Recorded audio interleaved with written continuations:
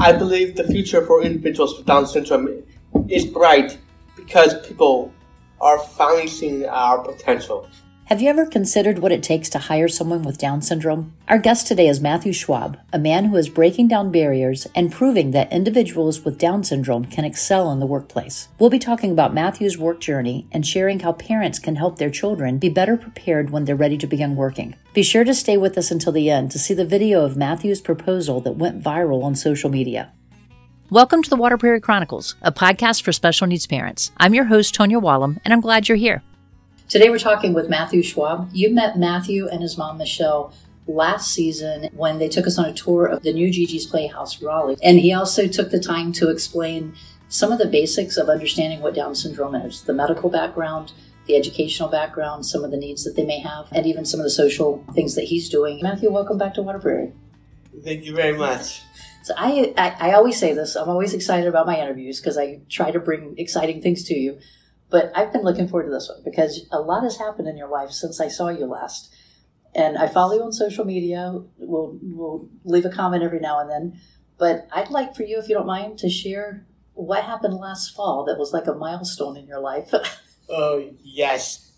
So, a little bit of background. The thing that I'm about to talk about, I've been wanting to do it since I was after I graduated high school, and I graduated in 2017, so that's been, 6 years overdue, and which was proposing to my then long-term girlfriend, Lucia Romano, and which on November 4th of last year, I had the opportunity to propose to her. It was at an annual leadership conference for Gigi's Playhouse as a network.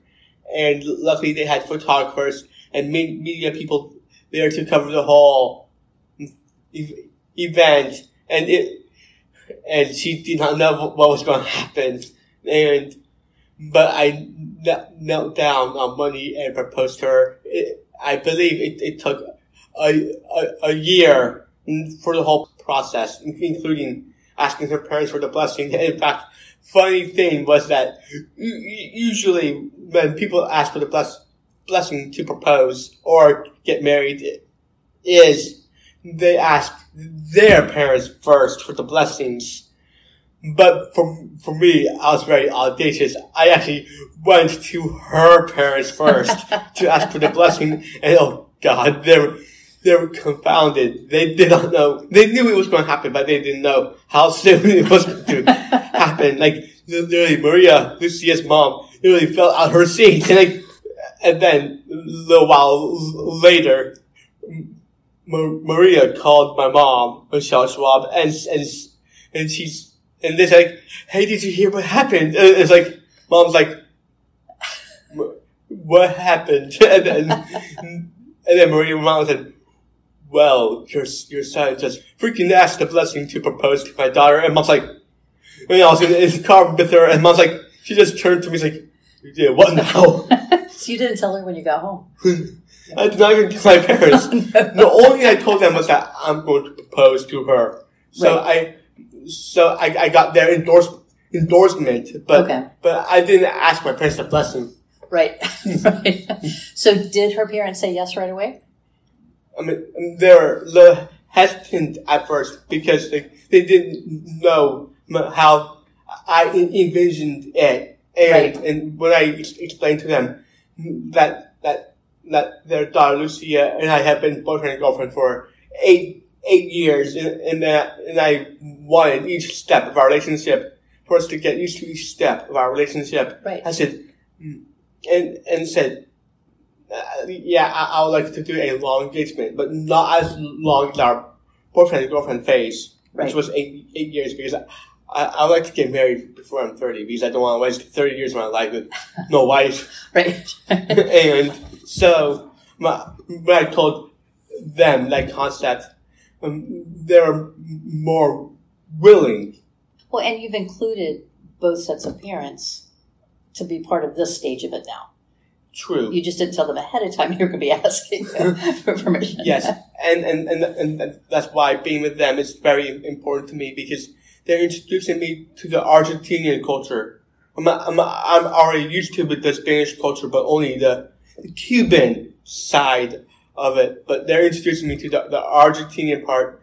Like, it's hard for me to go to Argentina, so Lucia was very inventive and bring Argentina to me by teaching me how to cook Argentinian foods, eat Argentinian foods, FaceTiming or WhatsApp, video calling or regular FaceTime her relatives. Nice.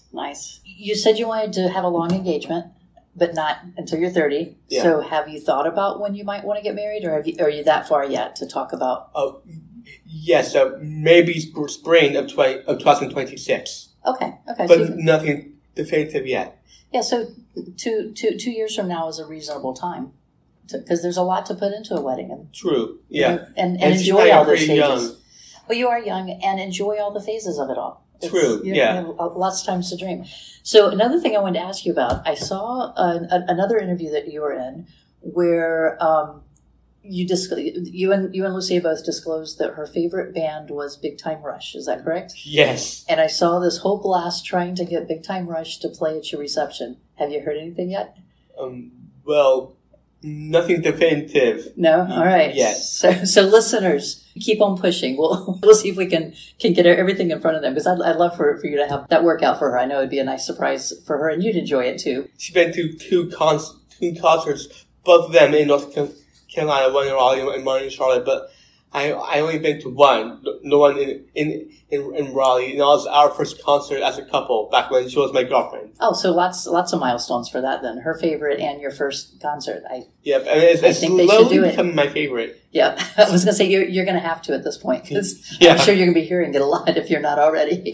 Yes. Right, well, today, our main thing that I wanted to talk to you about, because after I met you last time, we talked about your speaking business. Yes. And we both agree how important it is that someone is out there advocating for individuals who just happen to have Down syndrome. That's not all of who they are. It's just a little piece of it. And you have a platform that you're able to use to help advance that information. So today I wanted to talk to our parents, but also to any businesses that may be listening. You know, we may have listeners who have a small business or a large business that could benefit from what you have to share with us. Of course. So today we're going to talk a lot about that and some of what Matthew's learned and what he's able to share with others to give them a better idea about hiring people with not only Down syndrome, but I would expect anyone with an intellectual disability would fall in the same category as far as having the right to have a job. Definitely.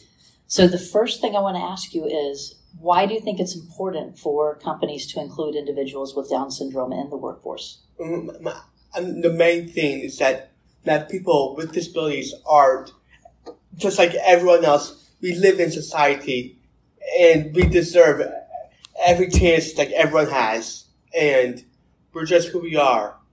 Yeah, and you're right, because whether you have ADHD, whether you have no identified disability, you may still struggle with the job and need training to come in. Everyone has the right to have that value, to have a place to go, to have a sense of value of going out there. It's what I really like about what you're doing. Thanks. Down syndrome specifically is where your expertise is coming in, because you live this, but you also are associated with Gigi's Playhouse and with others who also have Down syndrome. So you can speak for a larger group than I can. From your experience or what you've heard even, what are some of the misunderstandings that employers might have about hiring someone with Down syndrome?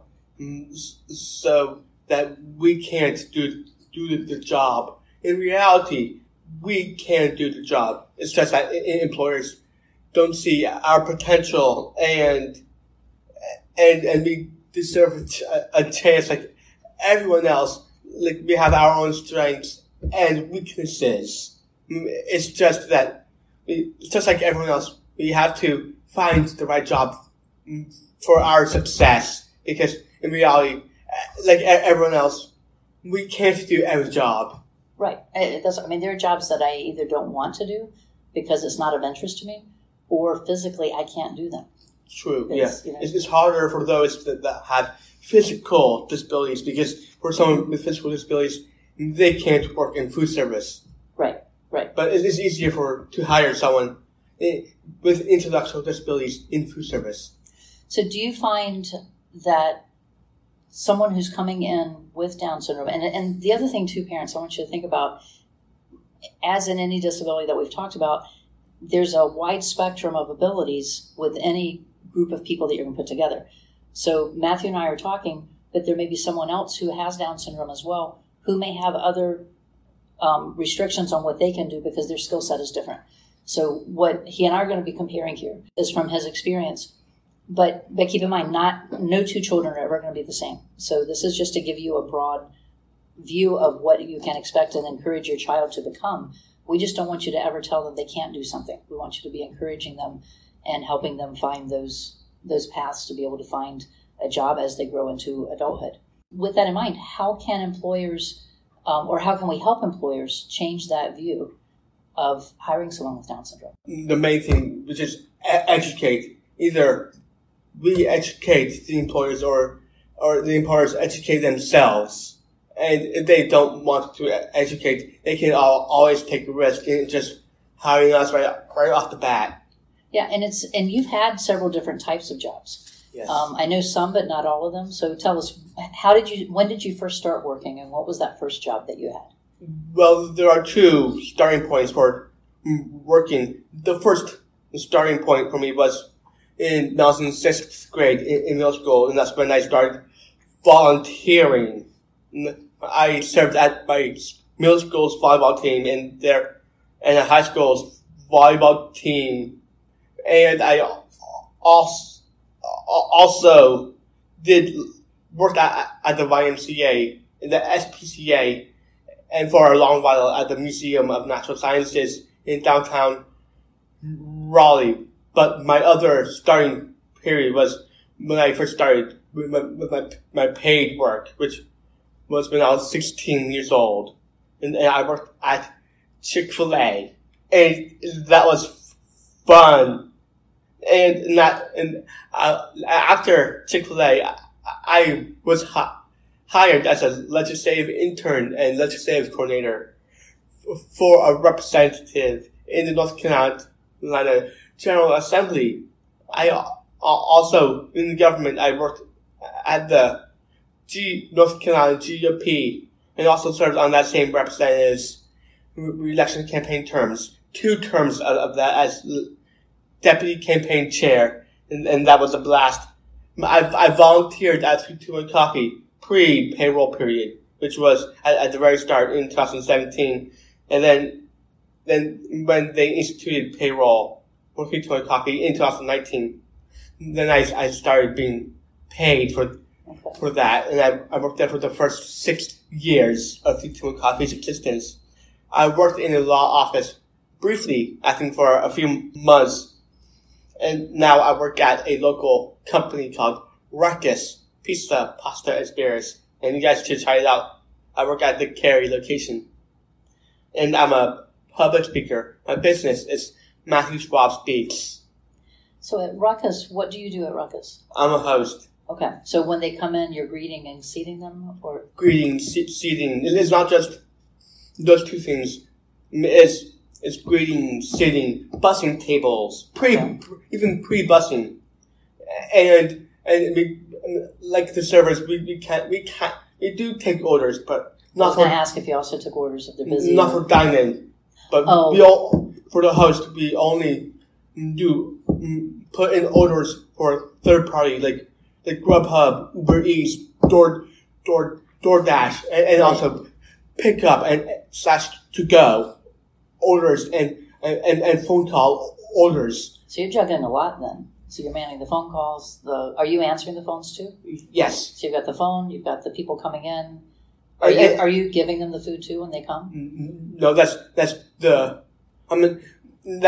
server's job. But sometimes when a server is busy or have a bigger party, then occasionally they'll ask a host to carry some of the food, but it's not their primary. It's not their sole job. Did you start at Ruckus as a host, or did you start in another position? I started as a host. Okay. And the cool thing is that I started with Ruckus as a company 3 years ago, and in the same location for 3 years. So I'm kind of new-ish to the company, but not new enough. Well, that's interesting there. Now you started with volunteering, and you had a lot of the same types of volunteering experiences that my kids had. So, which is nice to hear. Yeah. That the types of jobs that you've had opportunities for are the same, and I like that. But have you ever had any difficulty getting a job? The only difficulty I had was with Chick-fil-A, and I think for two reasons. The main reason is that I was so my Chick-fil-A location, they were really hesitant in hiring me because at that time I was their first person with Down syndrome. Okay. And because of that, they were hesitant. So after I filled out my application, I had to go in to my Chick-fil-A 3 times just to get an interview. And there's that part, and then also the part of meeting with my parents, meeting with management, which everyone else can do, which is they have to encourage their child to get a job first, and then once they get the job, it's still harder than a typical person, because a typical person can just get right in and do it with no assistance whatsoever. But for us with disabilities, has to be some kind of meetings with management if there's any concerns or questions that may arise, and having a job coaching agency to help them out. I was going to ask you about that. Did you work with vocational rehab or with another agency? I did the vocational rehab through high school, but after high school, I did Easter Seals, UCP. Okay. So did you have a job coach through them? Yeah. Okay. I know I work with different individuals who have job coaches that are coming from each of those organizations. And I think with vocational rehab, until you get your first job, they can help you. But once you get that first job, I don't know if they are, because that's their goal, is to get you into the workforce. But then I think that's where the others come in. The goal, at least for Easter Seals, UCP, United Cerebral Palsy, which is the agency that I worked with when I started with Chick-fil-A, is that they can help with any phase of the workforce. I was able to get the job myself with help from my mom, but Easter Seals UCP came in when I got the job. It just helped me keep and maintain that job. You've given some parents some tips already, but I was going to ask you too, are there any specific tips that you can give for parents to know how to advocate for their children when they're searching for a job or going through the interview process? So the parents can always help with encouragement and help with role playing, because I'm not sure how it works for other disabilities, but for Down syndrome people with Down syndrome, they're, I think, usually visual learners. So they do stuff like role playing, like for interviews, and even help with the application process.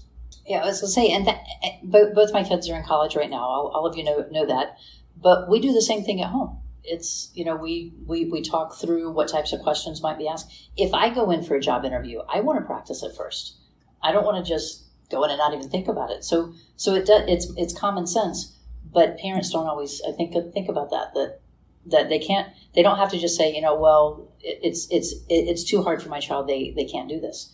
They can come in and help them practice. And if you're not sure how to do that, I'm sure there's lots of Google videos out there to show you how to. Yes. But so it's Easter Seals UCP, which stands for United Cerebral Palsy. But you don't have cerebral palsy. It's just the name of the agency. They serve anyone with any kind of disability. Okay, that's good to know. We'll look for that link and put that in the show notes for this one too. So parents, if you're looking for that, if you're getting ready for this stage, check them out, and maybe we'll see if we can get them on the podcast too to tell what they do, because I think it'd be nice to have a job coach on sometime. Well, I am going to move on to our advice section of the interview. This season, I'm giving all of my guests questions, not questions, but statements that I start saying, and then they repeat it and they finish it with a way to give advice to our listeners. Okay. And I think I had 4 that I gave to you. So the first one is, the most misunderstood idea about people with Down syndrome working is? The most misunderstood idea about people with Down syndrome working is that we can't do it. And we've already, go back and listen again if you missed that part, because we've already addressed why that's not true. Right. All right, the second one. Companies that include people with Down syndrome will discover that. Companies that include people with Down syndrome will discover that we can do it. I don't know if I told you about this before or not. I had done an interview with Dr. Adams, and we talked about he works with companies and teaches them the benefits of hiring someone with disabilities, what that benefit is to their company. And parents, if you missed that, I'll link this one here as well. But one of the benefits that he pointed out is the number of absences is lower because someone with a disability typically takes their job more seriously and they appreciate having that job. And so It's a higher attendance time, but also they're more thorough in doing the job. So it's done right. And so there's less mistakes that are happening. And it's funny because I think sometimes the misconception is maybe more mistakes would happen and it's the opposite of that. Right. And so I appreciated him sharing that. And so it's fun that we've been able to see different levels of people that are advocating for work. And definitely between all of you, we're going to change this around, I think. Of course. All right, so the third one. One thing every parent of a child with Down syndrome can do to prepare them for work is? One thing every parent of a child with Down syndrome can do to prepare them for the workforce is hold them accountable. Oh, that's a good one. That's a good one. Yes. Because as you say, you got the job yourself, but then what if you didn't follow up? True. Then why would someone else hire you next? Good point. So keeping in there. And sometimes it's going to mean helping with transportation, helping to plan their schedule around that transportation. I have a child who can't drive, so when she's working, we have to think of those things. And it makes it a little bit harder, but she's able to do it. Yeah. Okay, number 4. I believe the future for individuals with Down syndrome is bright because? I believe the future for individuals with Down syndrome is bright because people are finally seeing our potential. Perfect. I like that. All right, so we've mentioned your business a couple times. Matthew Schwab Speaks is the name of your business, right? He's sporting his shirt here. I love that graphic on there. Tell me about it. How did you get started? So it's called Matthew Schwab Speaks. So there's a little bit of background to it. So when I was in 7th grade, when I was in 1st grade, my mom had me repeat 1st grade once, and she told me that I had Down syndrome. At that time, I did not know what it was. So, and then 7th grade, I did the science class presentation for science class about Down syndrome. Then that's when I knew more about Down syndrome. But it wasn't until freshman year of high school when I knew the full extent of my diagnosis and fell to the same narrative my parents had in 1997, which was when I was born, and which wasn't good. So I rose up as I'm going to make my own narrative. So, and part of that was my public speaking business. My first public speaking business was in 2014, World Down Syndrome Day at North Carolina Governor's Station. My mom saw that I can do public speaking, and mom pitched in 2018. My mom pitched the idea of doing public speaking, but not as a hobby, but as a business. Yeah. And professionally, and I went on board with her. So it took several months for us to get everything up and running. The website, the business cards, everything. My business officially started in October of 2019, right before my TED Talk. And because I first started my business at a Buddy Walk for the Triangle Down Syndrome Network, which was called back then, but now it's called North Carolina Down Syndrome Alliance, and then it just grew organically. First, I spoke to the schools, like mainly elementary schools, both in Wake County public schools and Durham County public schools, and I started slowly getting repeats. Like one school, I believe for 3 years I spoke in there once every year, and that kind of stuff, and I gained enough traction that and it was pro bono, just free, just get myself out there, and once I had enough traction there, then local Down syndrome associations in the state saw what I was doing with schools, and they wanted to hire me. So I did that and still doing. But when I did my TED Talk, I was starting to generate national inquiries to speak. But it was poor timing because COVID-19 happened and it slowed down my business a lot, and I wasn't able to do national engagements. The only national engagements I did were virtual, were Coca-Cola and U.S. Customs and Border Protection.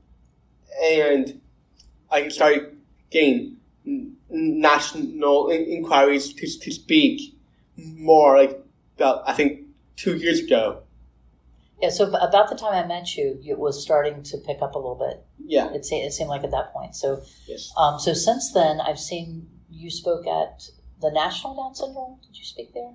Yes. So then that was just recently, wasn't it? Last year. Last year, okay. Yeah. And then you've been at some different conferences too. Are you promoting your business when you go to the conference, or are you speaking at those conferences? So I've spoken at a couple, but mainly as an exhibitor booth. The main component of my business is the public speaking aspect, and exhibitor booths. But I have t-shirts like these, and include shirts on my website, but they're not the main component. Okay. So when you're doing the vendor booth, are you promoting the business then too? Yes. Yeah. Have you started getting some new clients through that? Yes. Within a total of 2-ish years of speaking nationally, I've spoken to about a dozen states. Wow. Yeah. Wow, that's exciting. So are you flying, you're driving, depending on where it is? Yes. Okay. And I'm getting paid for those engagements. And when you're traveling, do you take someone with you? Yes. To help? Okay. So it's basically a family team. My dad, Robert Schwab, he's in charge of sales, both from the speaking engagements and the t-shirts, and he's in charge of the website as well. And my mom, Matthew Schwab, she's the business manager, getting things going, and I have one other person who's in charge of social media as well. And it started off with my youngest brother, Will. He was in charge of the earlies from the steps of social media. Right. As well. But and to do anything, I've learned this with the podcast, it takes, most of it I'm doing solo still, but it does help if you can have a team helping you with it, because yes, there's a lot, and especially with travel arrangements and everything else.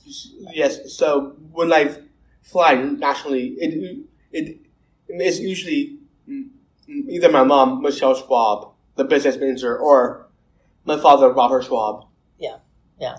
So and that's something our parents who are listening understand that families come together, and I think that's part of the beauty of having a family that's supportive, that you True. have that together. Yeah. So you speak to schools, you speak to organizations, you speak to businesses, pretty much anyone who would like to bring you in to yes. explain. Anyone, even DEI companies as well. Well, and that's huge right now. So Yes. it's so I'm glad you're getting out there. And one of the unique places that I got to speak was New Orleans, which was fun because prior to my business, I'd never been to New Orleans before, and it was for a company which is called Dimension Hospitality, and which Dimension Hospitality oversees like multiple hotel brands all across the country, and they have an annual leadership conference.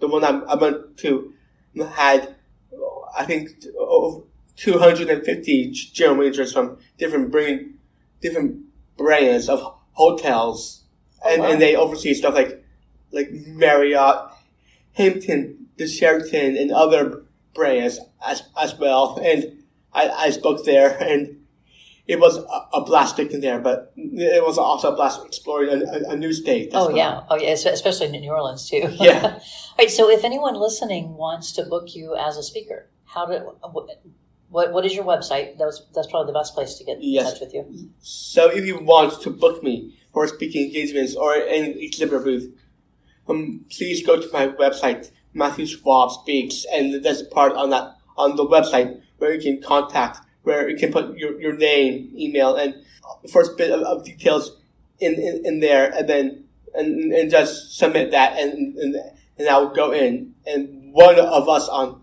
the Matthew Schwab Speaks team will respond within a business day to work out the rest of the details.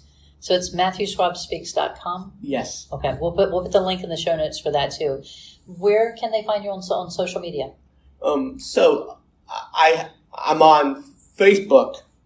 You can look me up as Matthew Schwab. I have two on there, Matthew Schwab.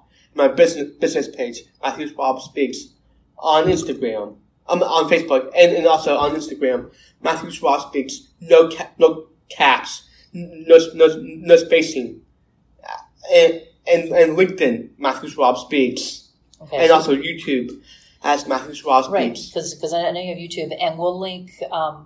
You can go to his YouTube channel. We'll put that on there, but we'll also link his TED Talk as well, because I think that they can see where you get started from and then where you are today. Well, Matthew, thank you for sharing all this with us. I learn every time I talk to you. I'm always excited to see how much you're opening doors for other people, and we're looking forward to seeing this next couple of years as you move toward the marriage date, how things are progressing there. And big time rush. Let's get them in here. We want them to come to their reception. Thank you, Matthew. You're very welcome.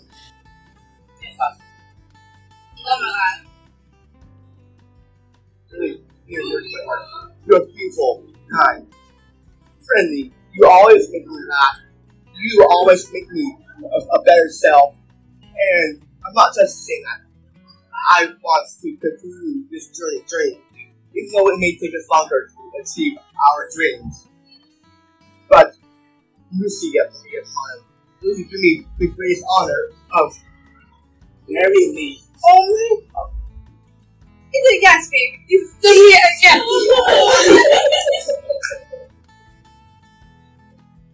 Thanks for joining me today. I hope you learned how valuable individuals with Down syndrome are as part of the workforce and will help find ways to provide more work opportunities for them. In the next episode, I'll be chatting with David and Jackson Hewins, the creators of the upcoming film Made with Love, the movie. Be sure to join us and learn how this film can change the way we perceive and appreciate individuals with Down syndrome. It's a great story you don't want to miss. I'll see you next time.